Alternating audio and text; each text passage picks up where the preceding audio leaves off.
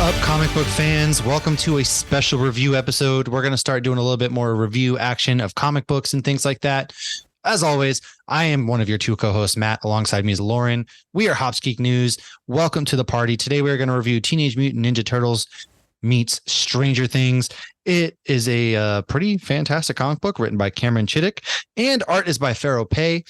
I hope I'm pronouncing that right. If I'm not, somebody please yell at me. Anyways, if you want to find us, Hops Geek News, any podcasting platform, any social media platform, that's where you can find us. And then if you want, we just kicked off the Nerd Initiative bullpen. I am writing comic book reviews for the Nerd Initiative. Go to nerdinitiative.com, check out my reviews, all of that good stuff. And yeah, I have a beer for this segment. It is called Rule 4080. Number 1, by extension, a rule reminding not to trust anybody whose actions in a particular situation are driven by the urge to make money. Now, this is a 5.2% hazy pale ale with Citra hops, and it comes all the way from San Antonio, Texas, and Weathered Souls Brewing Company. As you can see, if you're on our YouTube checking out our review, they're pretty easy, plain can. Look at the juice. Give me the juice. And yeah, so my friend Raphael, his dad sent me some beers from Weathered Souls. Shout out to beer friends, man. Yeah. I want a perfect name for this episode. That's also why I chose it. Because my good beer bro in life, Raphael, also had a play in this. So talking Ninja Turtles, right? You gotta make it all connect. Teenage Mutant Ninja Turtles. What you got? So I have a beer from Tactical Brewing, and I have no haze. If you can see in the video, it is super duper clear. Yeah. And I didn't think this was related at all. I just got it at Tactical. It's called Hop Cult, and it's a West Coast IPA with Citra, HS Grove, and Cashmere Lupo Max hops. Ooh. And it is 7%. And I'm looking at the can as I just sat down because I had it at the brewery. I liked it, so I grabbed a 4-pack. And there are people that look like they're levitating, much like people were levitating in Stranger Things. So that's a good pull. There you go. It's Chrissy and it's Max, and I'm just going to pretend it's them. Hey, I'm down for it. I still owe you a box. Every time I do this, I'm like, I keep forgetting. I do too, so we're fine. Anyways, yeah, let's dive into this. So Stranger Things meets Ninja Turtles is going to be a limited run from IDW and Dark Horse. If you don't know what they're doing over there, by all means, please check it out. Fantastic stuff coming out of both companies right now. And of course, this picks up in New York City with our Stranger Things cast going on like a field trip of sorts. And of course, you know, Mike, Elle, Dustin, and crew, they get separated from the field trip. So they go down a sewer, and that's where they see. Yes. There's no supervision in the 80s. So this takes place in 1985. So it does. Prime Ninja Turtle vibes, prime Stranger Things supposed to happen vibe. No leashes. It was a free-for-all back then. I don't know how any of us survived. New York was a wild time, man. And they go down the sewer, as children do in the big city, right? The Big Apple, of course. Because Dustin, it piques his curiosity, and they were all so happy to get out of Hawkins. Oh man, we're out of here. We're never going to think about that place. Well, that's what they thought, because there are Demogorgons in the subway, and Elle steps in to start using her powers. And that's when the Ninja Turtles arrive and some action ensues.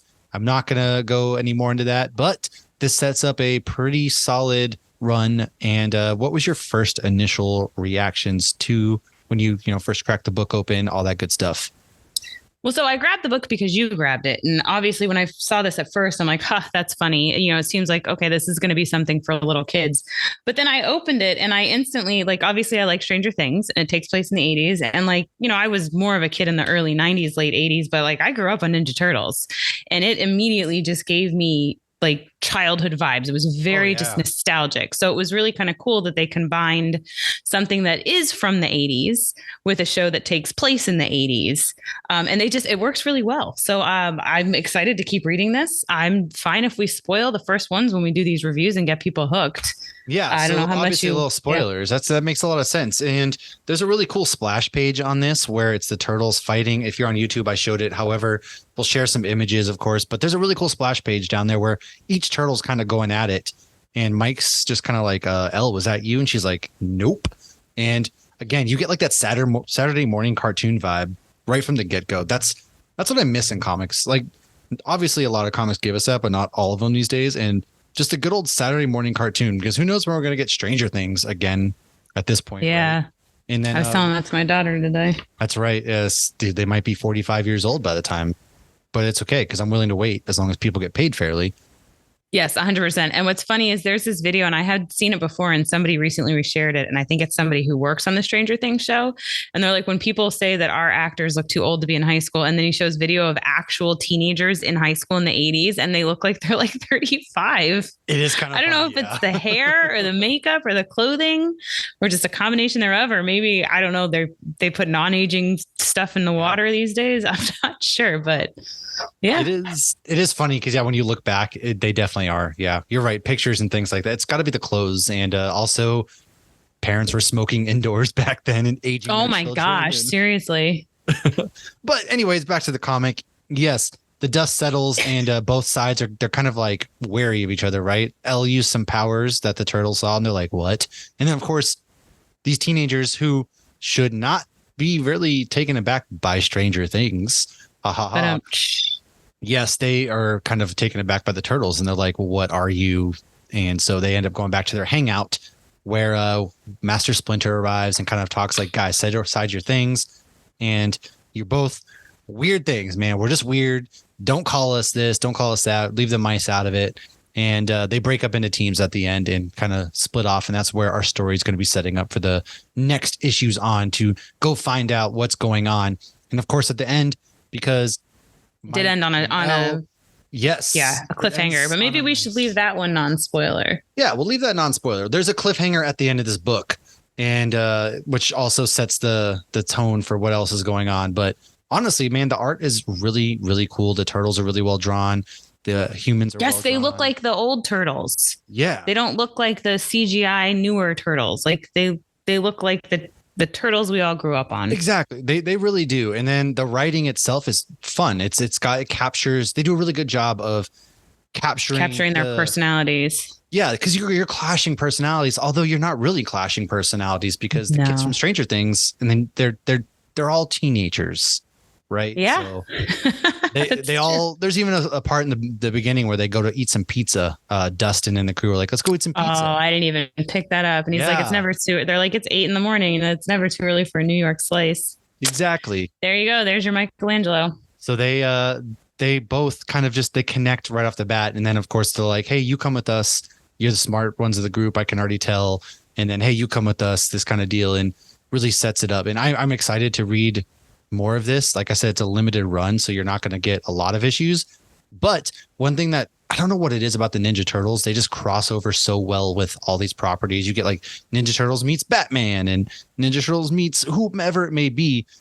Power Rangers, for example, they just had a run of that. It's no matter who it is, they just mesh so well together. It's crazy. This is the first Ninja Turtle comic I've read, period. But I loved having Splinter come in and give the speech. And did you notice the next issue, the picture for the next issue? It looks like the cover of Ninja Turtles Secret of the Ooze. Yes. Like where it does. So yeah, I'll show this on the YouTube. But that was my initial thought, was like, that's the movie poster from the 90s. Yes. But it's just darker and more colorful, and it's not the ooze. It looks like they're going into the Upside Down. There's a lot of different covers too out there right now. They have a lot of different variant covers, which I would highly recommend. People like Jorge Corona, Sarah Stern, Gene Woodall, Adam Gorham, all sorts of really talented artists are out there, and they do a lot of really cool art. So go check out the variant covers if that's your thing too. And make sure you pick up the next issue. Follow this along. If you're a fan of just cartoons, Ninja Turtles, Stranger Things, a lot of people are starved for that content. So hey, by all means, pick up a comic book, man. Go out, support your local comic book shops, support your local writers, small time writers, and let's make this happen. Yeah. I will say my final ratings. I'm going to give it a final rating because we started a rating system in case you missed it, and it's out of 5 cigars because this should be slices. I'm going to go ahead. I'm going to straight up say it's a 4.5 out of 5 cigars for me. I will give it that, because my expectations were also, I thought it was going to be more geared toward kids, but they did a really good job also of not ignoring the stuff the kids are going through in Stranger Things. Like you see some of that PTSD, and when they're like, "Oh, we just wanted to escape the Upside Down." And I think it was Will's like, the Upside Down's everywhere. No matter where you go, like, the Upside Down is there. There's no like turn on, turn off point. It's everywhere. Right. It's not just in Hawkins. It's literally everywhere. Yeah, which is that kind of naivety. Traumatizing. I mean, poor Will gets kidnapped every time, so I hope he makes it through this unscathed in a way. And maybe they'll give Will something to do because he's always getting kidnapped. I know. And he was probably one of the lesser characters in this. Like he's more of a background character. He's in it a lot, but he's still in the background. Absolutely.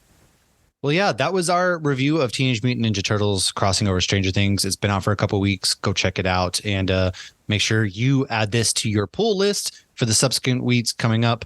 Tune in next time as we will have some more fantastic comics for you to check out and for us to review. Go to our TikTok in the meantime, where I've been reviewing some comics at this point. And make sure you check out all of our episodes by searching Hops Geek News. We release weekly episodes. Next week is going to be Jaws 2 with our good friend Charlie. And man, it's going to be a good one. Tune in.